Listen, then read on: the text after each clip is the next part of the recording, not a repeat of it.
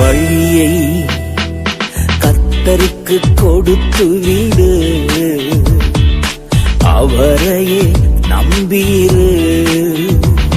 உன் வழியை கர்த்தருக்கு கொடுத்து விடு,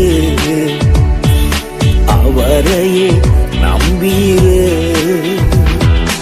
காரியத்தை வாய்க்கச் செய்வார், உன் சார்பில் செயலாற்றுவார். உன் காரியத்தை வாய்க்கச் செய்வார், உன் சார்பில் செயலாற்றுவார். காத்திரு, பொறுத்திரு, கர்த்தரையே நம்பியிரு. காரியத்தை வாய்க்கச் செய்வார், உன் சார்பில்